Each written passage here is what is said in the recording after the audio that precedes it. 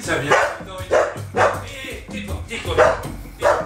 Excusez-moi, je suis voilà, j'ouvre la porte. Voilà, on se dit. Voilà. Alors vous venez visiter la cave? Tout à fait, vous posez quelques questions. Je dois partir dans 1 heure, ça vous dérange pas? Du tout, je serai dans les temps. Bon, ben, je vous invite. Voulez-vous un petit café en attendant? Volontiers, avec plaisir. Je vais vous servir, les tasses sont prêtes. Il y en a pour quelques minutes. Merci, monsieur. Et puis, voilà.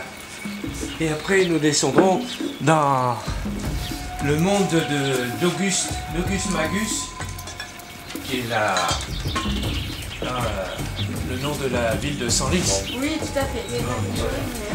Voilà. Vous l'avez jamais vu, hein? C'est la première fois. C'est une grande première. Ça me fait plaisir de vous voir. Ça me fait plaisir aussi.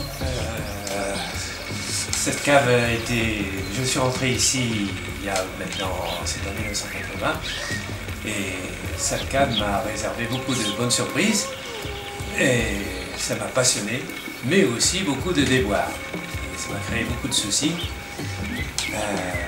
Voilà, je vous expliquerai par la suite. D'accord.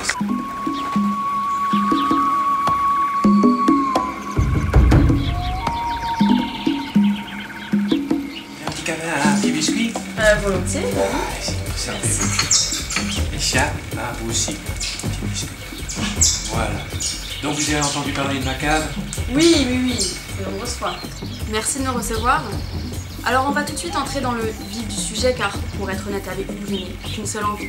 C'est de descendre dans votre cave et de découvrir ses secrets et les découvertes archéologiques que vous avez faites. En effet, j'ai entendu parler d'une découverte archéologique, d'un trésor monétaire que vous auriez découvert dans votre cave. Trésor monétaire qui, semble-t-il, serait passé inaperçu dans Senlis. Alors j'aimerais savoir, quand avez-vous fait cette découverte et surtout dans quelles circonstances? Novembre 91, je me suis rapproché de M. Rallon, qui était le président de la SES, l'association senlisienne d'études souterraines de Senlis. Et lorsqu'il est venu, il m'a invité à arrêter tout de suite ses travaux parce que je crée un désordre archéologique dans mes recherches. Et il m'a invité à accepter la fouille de ma maison, de ma cave, tout en m'assurant de sa collaboration et de celle de l'association. J'ai accepté et quelques mois après, les travaux ont commencé avec l'aide de bénévoles de l'association, sous la direction d'ailleurs de Marc Durand, archéologue et auteur aussi de plusieurs livres, notamment celui de la muraille de Senlis. Et c'est donc dans ces circonstances que ma cave a révélé ses trésors archéologiques et monétaires. Et ce fut pour nous tous une belle aventure de nous transporter dans ce monde oublié depuis le IIIe siècle. Et je remercie d'ailleurs tous ceux qui ont œuvré à sa renaissance. Voilà, les découvertes furent publiées dans la revue de la SES, avec le rapport de M. Marc Durand. Comme le dit M. Marc Durand, le sous-sol senlisien est mal connu. Et d'abord parce que Senlis n'a jamais été détruite lors de la guerre 14 et la guerre 40 surtout, comme celle de la ville de Beauvais et d'Amiens. Et donc il n'y a pas eu de fouille, puisque la ville est restée intacte, et aucune construction n'est possible. Donc on ne peut pas faire de fouilles généralisées comme ça s'est fait à Beauvais ou à Amiens. Et ici à Senlis, on ne peut faire que, si on veut connaître le sous-sol, faire des petites touches par-ci par-là lors d'événements comme le mien. Dans l'Antiquité, le paysage actuel autour de Senlis n'était pas couvert de forêts comme actuellement, mais de champs céréaliers, de pâturages et de genévières, c'est-à-dire des champs où on semait du chanvre, on cultivait du chanvre. La forêt actuelle a débuté au cours des Mérovingiens, parce que les terres étaient désertées et donc on ne cultivait plus les champs et la forêt a repris le dessus. Voilà. Sur la totalité des ossements du 1er au 3e siècle, trouvés lors de la fouille, évidemment, il y en avait à peu près 3000 os, et ça faisait un poids approximatif de 600 kg. Donc on a analysé ces ossements, et selon les résultats de leur analyse, l'alimentation carnée des Gallo-Romains était à 95% de porc, évidemment, de bœuf et aussi de mouton. Dans le puits rond, on y a trouvé 3264 tessons, ce qui représente à peu près 265 vases, et qui ont été répartis, ces tessons, en différentes catégories. Alors, il y avait la sigillée, la terra rubra, la terra nigra, et dont certains éléments sont très rares d'ailleurs. Monsieur Barizel, depuis quand habitez-vous dans Senlis? En réalité, je suis originaire du nord de la France, Bayonne. Et après 8 ans passés à Ermenonville, je suis senlisien désormais dans cette maison, depuis 1980. Alors, cette maison me plaisait beaucoup par sa situation au sein de la ville royale de Senlis, mais j'ai surtout eu le coup de foudre en visitant la cave, qui détient 2 niveaux. On accède au premier par un escalier de 23 marches, et pour y découvrir à 4,50 m en dessous de notre niveau, une cave romane avec 3 arcs de voûte dont un est malheureusement manipulé. Le sol par contre est gallo-romain, 1er, 2e siècle. On a trouvé beaucoup de vestiges de cette époque. Dans le prolongement de cette cave, un 2e escalier de 19 marches nous amène à une carrière ouverte vraisemblablement pour la reconstruction de la ville de Senlis, qui avait été endommagée à la fin de la guerre de 100 ans. La fouille nous a permis de confirmer que la partie cylindrique que j'avais trouvée là tout en bas correspondait bien à un puits. Il était plein d'un remblai du 1er siècle. Il date donc d'avant Jésus-Christ. Pouvez-vous nous dater cette découverte? Ah oui, le trésor monétaire. Le trésor monétaire est appelé commodien, car la plus récente est de l'empereur Commode. Donc on l'appelait trésor commodien. Cette dernière pièce date de 190 ans après Jésus-Christ. Alors il est constitué de 160 pièces de bronze, comprenant des sesterces, du podius, des as. Et ces pièces étaient vraisemblablement dans un contenant périssable, une bourse ou un coffret, parce qu'elles étaient toutes agglutinées les unes contre les autres. Il est donc possible qu'elles étaient dans une bourse qui a disparu. Voilà. Alors, les pièces les plus anciennes, elles sont de Vespasien, qui était le fondateur des Flaviens, de la dynastie des Flaviens. Les plus anciennes, c'était de Vespasien, de son fils Titus et son 2e fils Domitien, qui était le dernier de la dynastie des Flaviens. C'était en 96, exactement, après Jésus-Christ. Alors ensuite, il y a des pièces de Trajan, d'Adrien, de Sabine, d'Antonin le Pieux, de Marc Aurèle, et enfin de Commode, 190 ans après Jésus-Christ.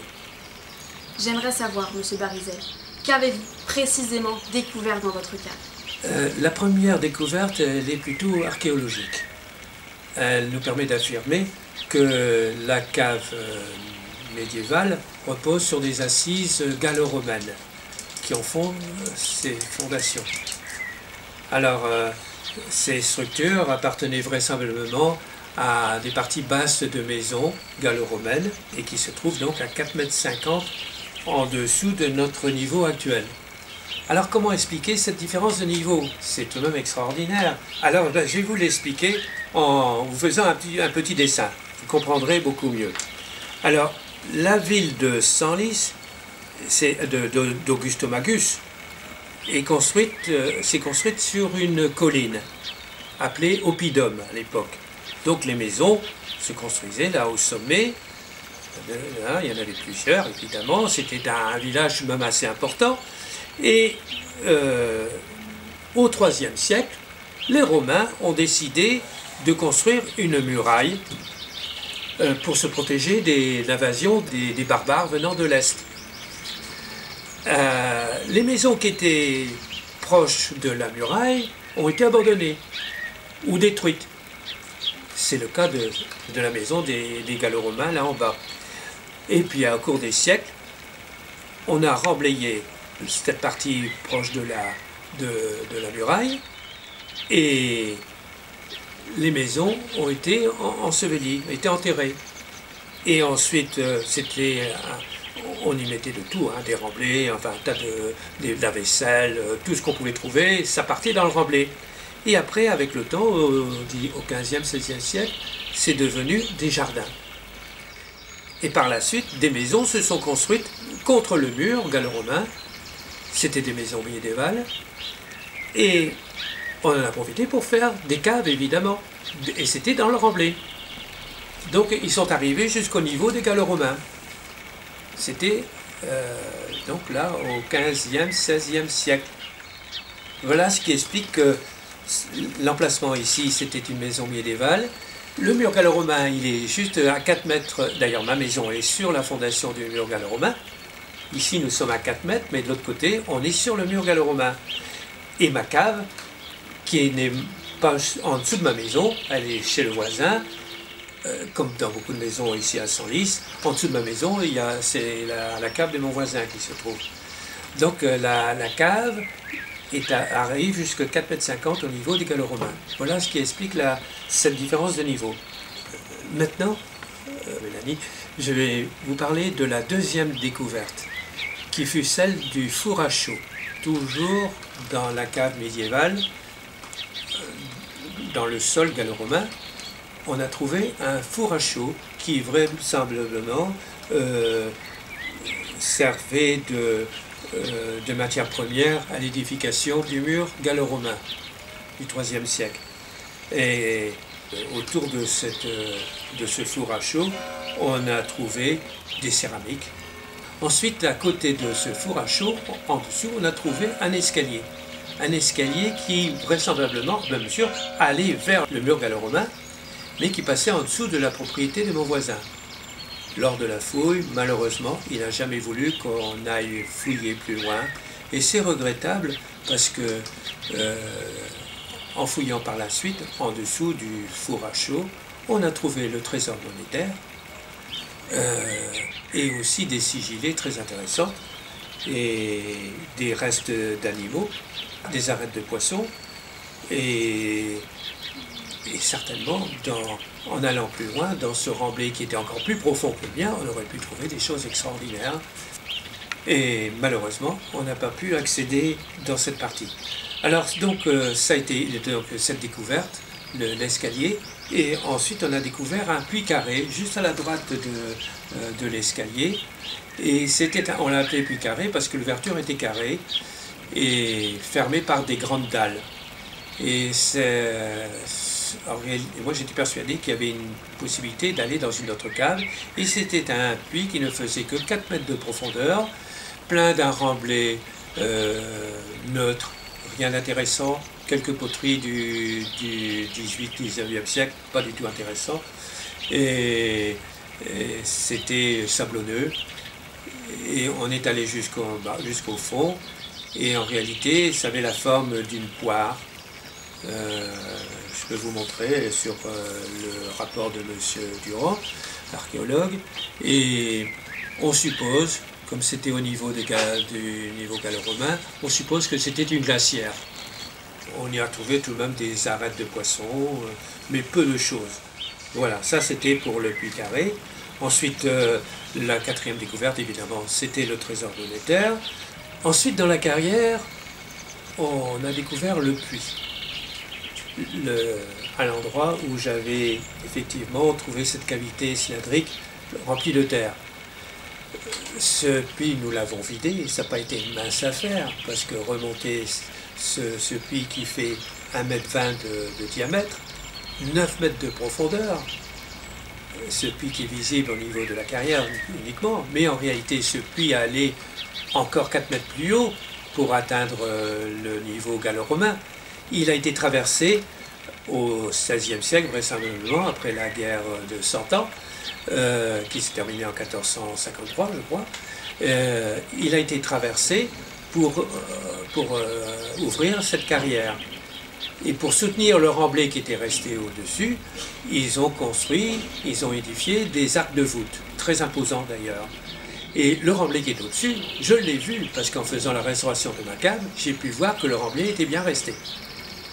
Alors, ce puits nous a réservé beaucoup de surprises, de très bonnes surprises, parce que nous y avons trouvé 2 fibules militaires en argent à queue de paon, du 1er siècle donc, parce que tout ce qui était trouvé dans ce puits, d'un remblai homogène du 1er siècle, il n'y avait absolument rien d'autre que ce remblai du 1er siècle. Alors 2 fibules du 1er siècle en argent, ensuite une monnaie d'Auguste, donc c'était 10 ans, 16 ans avant Jésus-Christ, c'est extraordinaire, hein. Et puis des céramiques du 1er siècle, des ossements d'animaux également, car ce puits, il a servi de dépotoir aux Romains. On jetait de tout, et il y avait surtout des os de porc, enfin un tas de détritus alimentaires. Et puis c'est aussi au fond de ce puits qu'ont été faits les prélèvements de pollen. Alors, j'ai entendu parler d'un souci de voisinage avec votre cave. Que s'est-il passé exactement? Ah oui, c'est malheureusement exact. Comme je vous l'avais dit, ma cave se trouve sous la propriété de mon voisin. J'avais déjà remarqué des infiltrations, des désordres, des pierres se sont détachées de plus en plus, et c'est devenu une catastrophe, surtout au niveau de la carrière. Le ciel de la carrière s'est effondré, donc j'ai averti mon voisin, et on n'a pas pu s'arranger à l'amiable. Il était temps, on aurait pu s'arranger pour faire les travaux ensemble. Il n'a jamais voulu, et maintenant ça dure depuis 32 ans l'histoire. Les premiers constats ont été faits en 84 et ma cave n'est toujours pas réparée. Alors, elle a la malchance d'être en dessous de sa cour et vous pouvez voir que sa cour est très vétuste. Il y a eu donc une première procédure. Il est bien reconnu que ces canalisations étaient vétustes, fuyaardes. C'est pour ça que j'avais de l'eau pluviale, des infiltrations d'eau pluviale et d'eau usée dans ma cave. En juillet 1995, il y a eu donc un premier jugement au tribunal de Senlis et mon voisin a été condamné à remettre en état ma cave. Malheureusement, comme il avait fait preuve de négligence, son assurance ne voulait pas le garantir. L'assurance a été condamnée à rembourser les frais de réparation de la cave. Mais mon voisin n'était pas tenu de refaire des travaux dans sa cour. Il ne l'a pas fait. Donc la remise en état était à peine terminée que de nouveau il y avait déjà des dégradations dues aux infiltrations. Et malheureusement, l'affaire a continué. Il y a eu une deuxième procédure. Mon voisin a tout fait pour compliquer les choses, pour retarder. Il a fait preuve de beaucoup d'inertie. Et alors que la cave était restaurée, elle s'est dégradée de plus en plus. Et le mur gauche de la cave romane s'est mis à se bomber. Et tout le fond de sa cour s'est déversé dans ma cave. Ça fait l'objet d'une deuxième procédure, le 9 novembre 2010. Et de nouveau, il a été condamné. Et de nouveau, on ne lui demandait pas de faire les travaux dans sa cour. Et ça n'a jamais été fait. Et comme il était tenu de me verser une somme de 22 000 € pour ces travaux, il a fait appel à la cour d'appel d'Amiens. Et là, il a été condamné et le jugement a été parfait dans le sens qu'on lui demandait, d'une façon très précise, de réparer sa cour et de faire appel à un architecte. Ça a été fait le 31 mai 2012 et depuis,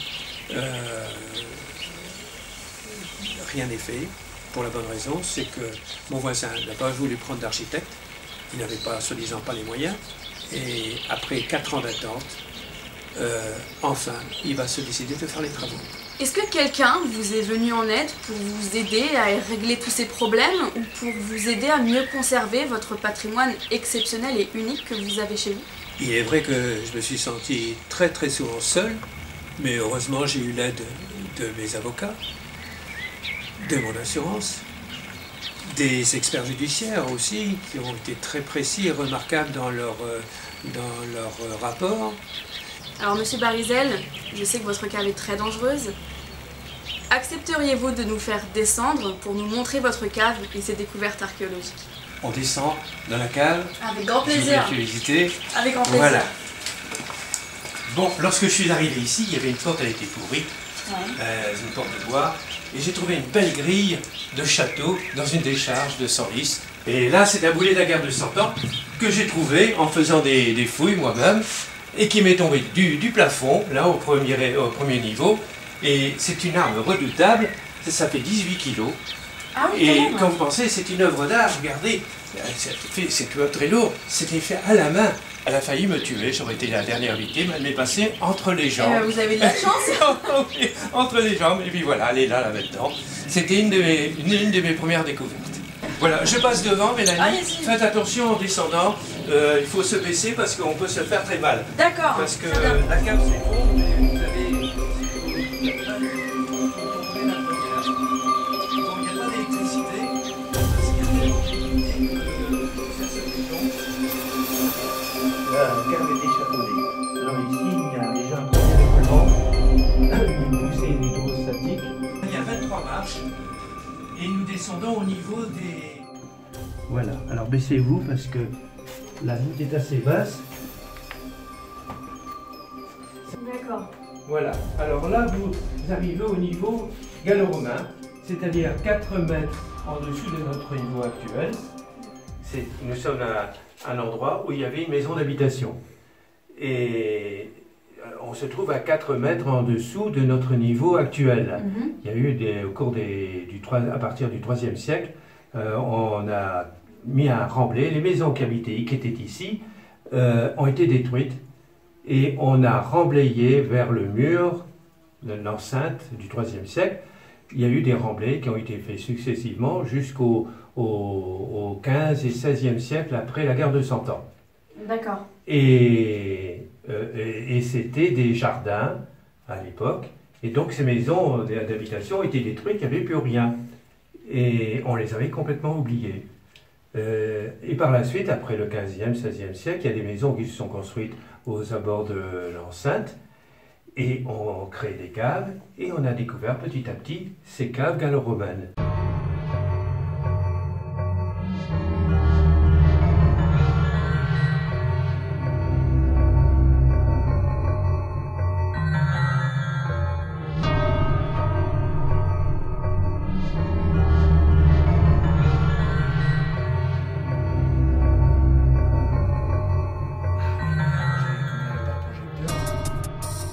Voilà, nous allons continuer. Mélanie, faites attention à la tête. Vous pouvez voir que le revêtement, ici, c'est du marbre de Carrare que j'ai installé. J'ai vraiment aimé cette cave. Et malheureusement, regardez, tout ce marbre est brisé avec l'éboulement qui a eu lieu, qui est là. Vous pouvez voir. D'accord. Et alors là, on est sur la fondation d'une maison gallo-romaine, n'est-ce pas? Et là, c'était un escalier qui se dirigeait vers l'enceinte. Donc l'escalier est vraisemblablement du IIe siècle. D'accord. Et en bas d'escalier, on a trouvé le trésor monétaire et aussi des céramiques du IIe siècle. Et cet escalier va vraisemblablement vers l'enceinte, mais le voisin, qui est mon voisin avec qui j'ai beaucoup de problèmes, que j'en ai depuis 32 ans, ne nous a pas autorisé de fouiller au-delà des limites de ma maison. Et comme ce n'était pas prévu, il a jamais accepté. Et malheureusement, ça aurait été très heureux d'aller plus loin. On aurait pu faire d'autres découvertes. Il n'est jamais trop tard. La personne qui occupera ma maison, et vraisemblablement, ça sera ma fille Tamae. Elle pourra poursuivre les investigations et avec l'accord du futur propriétaire voisin. On peut y aller, on continue. Alors, vous voyez l'éboulement. Mélanie, vous pouvez voir là en haut, on voit bien le revêtement de la cour de mon voisin. Ah oui. Et alors cette cour était entièrement pavée. On voit bien, alors au ciel, le plafond du revêtement, on ne voit plus de pavés. Par contre, ils sont dans le coin, là, vous les voyez? Oui, oui, oui, tout à fait. Pas? Et alors au-dessus, ben, il a mis du ciment. Il a bétonné sa cour alors qu'il n'avait pas le droit. Il ne nous l'a jamais dit. Et on voit les anciennes canalisations de grès rouge. Il y en a une ici, là d'ailleurs. Et ces canalisations étaient fêlées.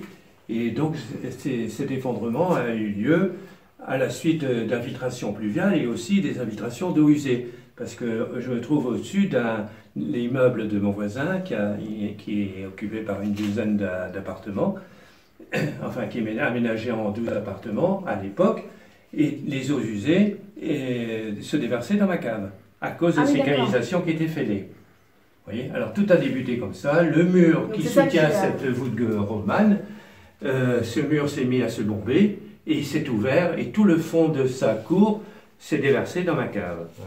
Voilà, alors tout est là, c'est là depuis comme ça, depuis 2012, alors que je suis en procédure avec lui, comme je vous l'avais dit, depuis 1984. Ça fait 32 ans que je suis donc en conflit avec lui. Alors, vous voyez, Mélanie, ce sont des photos qui ont été prises en 2009. Alors, pourquoi cet endroit est particulièrement humide? Pourquoi il y a eu ces effondrements? Parce que ma cave se trouve sous cette cavité, qui est limitée par des marches, 2 marches, et les murs qui sont tout autour. Donc ça, c'est la cour de votre voisin? C'est la cour de mon voisin. Alors là, il y a aussi...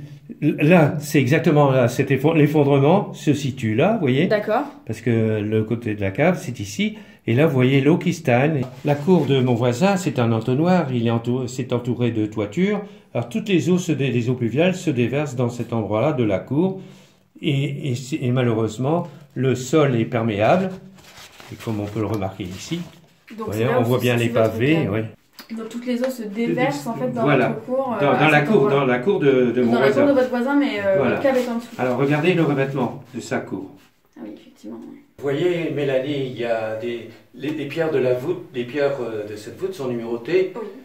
J'ai fait moi-même parce que je craignais que la voûte s'affaisse. Et c'est très difficile de reconstituer une voûte et de retrouver les pierres aux bons endroits et les bonnes faces également. D'ailleurs, il y en a une là qui est tombée. Vous pouvez la remarquer là, juste en face, n'est-ce pas? Voilà, et il y a tout de même une bonne partie de la voûte qui s'est écroulée, qui s'est affaissée. Alors, au départ, il y avait des infiltrations d'eau usée et d'eau pluviale. Le mur qui soutient la voûte romane s'est bombé et s'ouvrir pour en finir. Et tout le fond de la cour de mon voisin se déverse ici. Et voilà, ça fait déjà plusieurs années que c'est comme ça. Et ça ne bouge pas.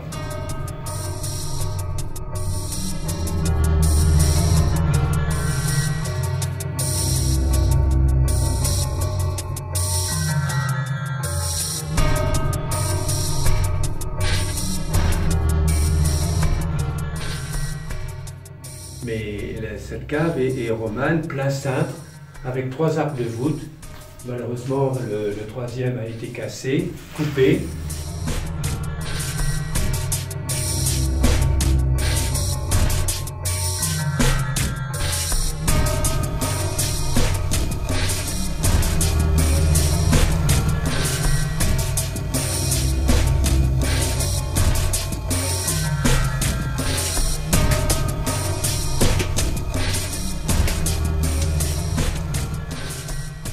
Alors voilà, Mélanie, faites attention à l'été, pas vous faire mal, il faut bien vous baisser. Voilà, alors on arrive à la fin de ce premier niveau. Ouais. Vous êtes peut-être surprise Oula. De voir, oui. Ah oui, d'accord. Là, voyez-vous, là vous êtes sur une fondation d'une maison gauloise. D'accord. Et c'était un remblai. Et ce remblai continue également par là, n'est-ce pas? Vers l'enceinte du IIIe siècle. Et dans ce remblai, on a trouvé tout de même de la sigillée que vous allez voir là en haut, la sigillée du IIe siècle, des ossements, le trésor monétaire qui était en bas de l'escalier, et on a trouvé beaucoup de céramique et c'était très intéressant. Je suis certain qu'en allant encore au-delà, on pourrait trouver d'autres céramiques, qui sait, d'autres trésors. Il faudrait continuer. Il faudrait continuer.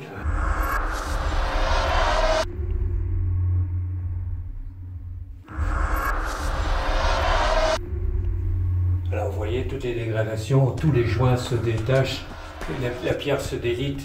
Vous voyez, regardez ça, c'est malheureux. Il y aura pas mal de restauration, de travaux de restauration. C'est-à-dire que les pierres sont imbibées d'eau et après se sèchent et ça se délite. Bon, ben maintenant, Mélanie, nous allons descendre au deuxième niveau, qui est la carrière. D'accord. La carrière de... Alors, je vais vous expliquer pourquoi la carrière. Alors, faites attention, il y a 19 marches. Il n'y a pas d'éclairage, malheureusement. Ça va, Mélanie? Vous voulez que je vous prenne la main? Ça va? Les chiennes n'ont pas peur, elles sont habituées. C'est bien, les gars. Voilà. Alors ici, vous pouvez voir des petites des guichettes. C'était pour mettre les lampes à huile. D'accord. Alors remarquez l'humidité qu'il y a aussi sur la voûte. Voilà. Et donc 19 marches, on est 4 mètres plus bas. Et là, vous avez la surprise, c'est une beauté. Vous allez voir. On ne peut pas s'imaginer.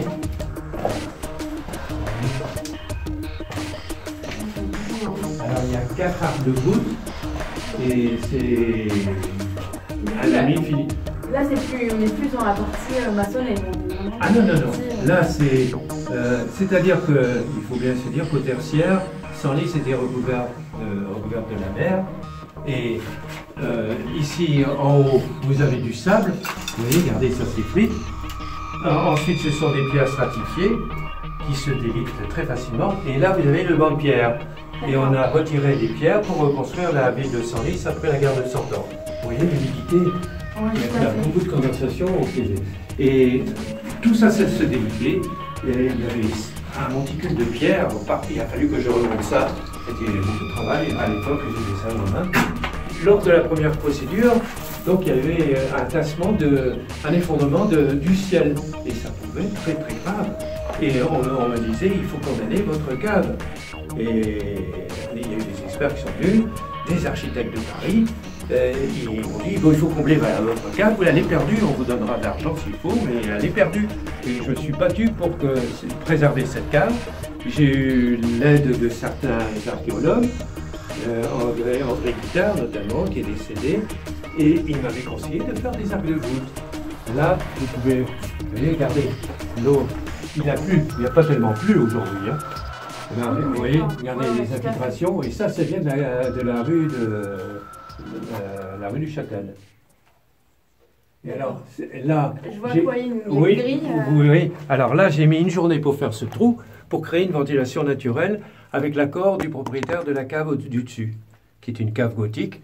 Donc, j'ai fait ça au marteau-piqueur, et arrivé au bon endroit. À l'époque, il n'y avait pas la voûte. Hein. Alors là, il faudrait que ça soit réglé avec la mairie. Un jour, j'espère que ça pourra se faire. Il y a une infiltration qui vient de la chaussée de la rue du Châtel. Et là, ici, c'est un mortier que nous avons trouvé au premier niveau, au niveau gallo-romain. Voilà. Alors maintenant, on va aller dans notre petite cave. Faites attention, Mélanie, parce que les hommes à l'époque n'étaient pas grands. Oh, vous inquiétez pas, je suis pas très grande. Et alors, regardez ça. Faites pas peur. Là, il y a de nouveau un caillebotis, et il n'est pas là sans raison. Parce que regardez, ma torche commence à faiblir. C'est un puits, on l'a appelé le puits rond, il fait 9 mètres de profondeur, mais il y a encore 4 mètres au-dessus, donc ça fait 13,50 mètres qu'il faisait.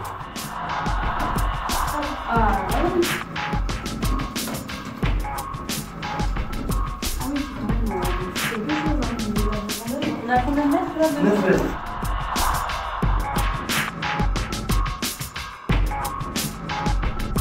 Le puits était plein d'un remblai qui était du 1er siècle, mais du début jusqu'à la fin, donc il a été remblayé en une seule fois. Et c'était tout de même un lieu très, très intéressant pour nous, pour les archéologues, parce qu'on a trouvé de la céramique du 1er siècle, de la sigillée du 1er siècle également, et une pièce d'Auguste de moins 10, moins 15 ans, moins 10 ans avant Jésus-Christ. Et lorsque... Moi, je suis descendu qu'une seule fois là en bas, mais on a trouvé beaucoup d'humidité. Là, il y avait de l'eau. Quand vous pensez que la nappe phréatique a bien baissé, tout de même en 2000 ans. Ouais. Il y en a un, je le sais, chez rue du Petit Chaly, et ils font tous cette même profondeur, une bonne dizaine de mètres, 13 mètres. Oui, ces clous qui sont rouillés, enfin, c'est pas des clous, ça nous permettait de remonter les seaux. Remonter la pierre, le remblai, quoi, tout ce remblai. Alors il fait 1,23 m de diamètre, le puits. C'est vraiment impressionnant. Hein. Et la fouille d'arriver jusqu'au fond. La fouille du puits ou bien de l'ensemble de la... Du puits. Oh, facilement 1 mois, parce qu'il venait le samedi dimanche. Oui. C'est beau. C'est beau et ouais, c'est impressionnant, quoi. C'est dingue. J'ai rien trouvé, si ce n'est que j'ai éliminé les pierres parce qu'il fallait moi-même, je devais me mettre comme ça pour passer. Je ne suis pas allé trop loin parce que j'ai eu peur. Parce que regardez, ça s'écroule. Hein. Elle tient bien cette pierre, mais tout de même, comme là au fond, comme au puits. Ça s'appelle du lien, c'est pas ça? Ni trop chaud ni trop froid. Tu comprends les chiens? La cave, c'est la cave qui me plaisait. Et je me suis décidé d'acheter cette maison à ce moment-là.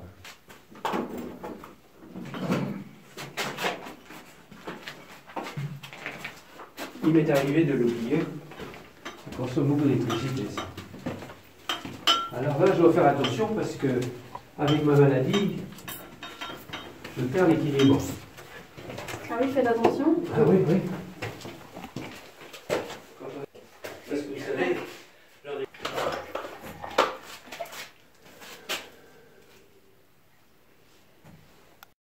Allez, c'est parti. Voilà, vous êtes contente, Mélanie? Et oui, c'était incroyable. C'était vraiment impressionnant. Voilà, maintenant on se retrouve au 21e siècle. On est revenu à la réalité. Avec nos préoccupations de l'époque. J'ai entendu parler d'un incident qui aurait pu avoir des conséquences très graves lorsque vous avez évidé l'un des 2 puits. Racontez-moi ce qu'il s'est passé. Alors cette histoire-là est arrivée dans le puits carré, qui est tout de suite à la droite de l'escalier. Comme il était plein d'un remblai peu intéressant, je me suis permis de creuser, en espérant trouver une ouverture de cave. Heureusement, j'ai fait appel à un de mes amis qui était resté en haut du puits, il ne voulait pas descendre, et il me remontait les seaux. Voilà, et comme j'étais pressé, peut-être ma nature, j'ai creusé non pas à l'horizontale, comme ça se fait, et je le savais. J'ai voulu creuser à la verticale, et la partie du remblai qui se trouvait accrochée toujours sur les parois, au bout d'un moment, m'est tombée sur le dos, alors que j'étais courbé, je creusais, et les pierres et tout le remblai m'est tombé sur le dos, j'avais le dos en sang, et j'étais enterré, je ne pouvais plus sortir, j'étais enterré, et ça me faisait horriblement mal aux jambes, et mon ami, qui ne voulait pas descendre dans le puits, a bien été obligé, et il m'a sauvé. Il m'a sauvé, ça a été très dur, et lorsque j'ai vu voir le ciel, j'étais comblé. J'ai eu d'autres problèmes juste à côté. Il y a le haut de la... j'ai creusé à un endroit où le mur droit était ouvert, et tout le fond, le plafond est tombé au moment que je partais. J'ai vraiment eu de la chance. Comment êtes-vous parvenu à faire cette découverte extraordinaire? Ah ben c'est simple, toutes ces découvertes et celles du trésor monétaire ont été découvertes uniquement pendant la fouille. Moi j'étais incapable de trouver tous ces vestiges. Mais alors, quelle a été votre réaction lorsque vous avez fait cette découverte incroyable? Alors là, nous avons ouvert une bouteille de champagne tout de suite. Ça a été le grand bonheur pour nous tous. Et voilà, c'était notre première réaction. Ensuite, eh bien, j'étais adhérent à la SES, à la sauvegarde de Senlis, histoire et archéologie, et j'en bénéficie encore, j'en suis très heureux. Vous avez donné aujourd'hui votre trésor archéologique à vos enfants. N'avez-vous pas eu envie plutôt de le léguer à un musée senlisien pour le faire partager au plus grand nombre? Oui, c'est exact. J'en ai fait donation à mes enfants de ce trésor monétaire. Il est vrai que le rapport de M. Foucret le dit bien, il est dans un état de conservation très médiocre. Bon, le musée de Senlis, un très beau musée, détient déjà des trésors monétaires qui sont bien plus conséquents et d'une autre qualité que le mien que nous avons trouvé ici. Par contre, j'ai fait une donation de 2 fibules en argent, les 2 fibules trouvées dans le Prieuré du 1er siècle. Ce sont des pièces uniques au musée, parce que des fibules de cette ère-là, il n'y en a aucune, des fibules antiques. Les autres sont des fibules carolingiennes. Cette découverte a-t-elle une valeur autre qu'historique? Quelle est l'estimation de ce trésor? Ce trésor monétaire a une valeur archéologique, uniquement archéologique. Elle n'a aucune valeur monétaire. Et bon, voilà. Tout le monde comprendra qu'il est aujourd'hui nécessaire de trouver les moyens pour protéger votre patrimoine, notre patrimoine. Quel est aujourd'hui l'avenir de votre cave? Ma cave est sauvée, je pense, puisque mon voisin accepte de faire les travaux. Après 32 ans de conflits, de combats, comme je vous l'ai dit, qui me rendent malade encore maintenant. J'ai au moins la satisfaction et la fierté de m'être battu, parce que je pense que dans quelques mois, la cave sera vraiment préparée. Monsieur Barizel, sera-t-il possible de suivre avec vous les travaux de rénovation de votre cave? Je pense que ça sera difficile, parce que ma cave présente un danger, et surtout pendant les travaux. Ce serait étonnant que l'architecte accepte de suivre les travaux. Non, je ne pense pas. Par contre, si vous voulez, je veux bien prendre des clichés pendant les travaux que je vous transmettrai. Ça peut se faire. Moi, j'aurai l'autorisation de descendre. Mais je vous attends aussi lorsque les travaux sont terminés. Ce serait intéressant de voir la cave lorsqu'elle sera vraiment terminée. Je pense que ce sera pour la fin de cette année.